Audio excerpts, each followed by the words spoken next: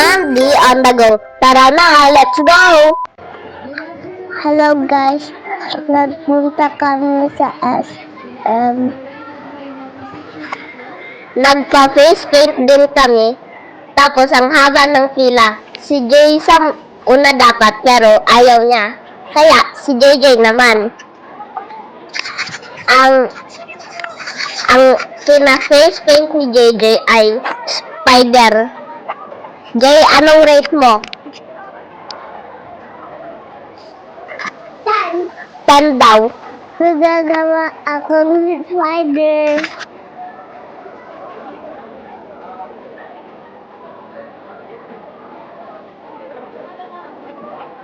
Dito kami sa lagi.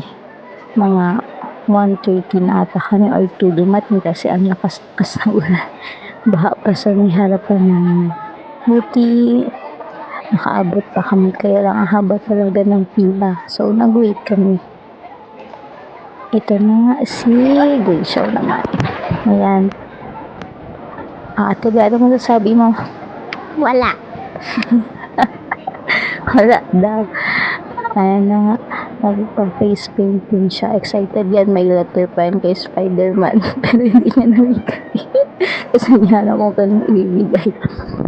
Ayan siya na daw si Spider-Girl. Kasi color purple ang love niya and spider. Favorite color niya daw yan. May mga nagpicture na sa kanya. Makikita niyo sa Facebook.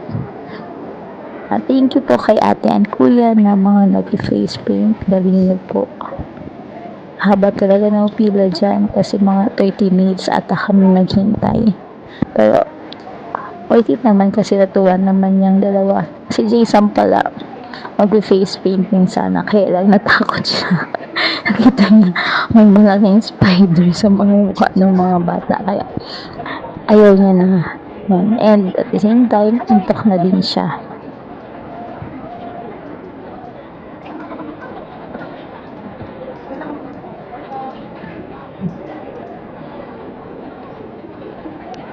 Yun, hindi pa tapos si girl. Medyo matagal yung sa kanya.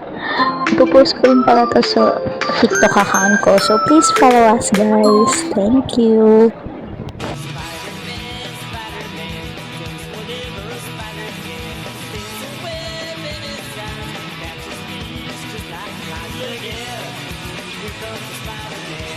Abangan ang susunod. Bye!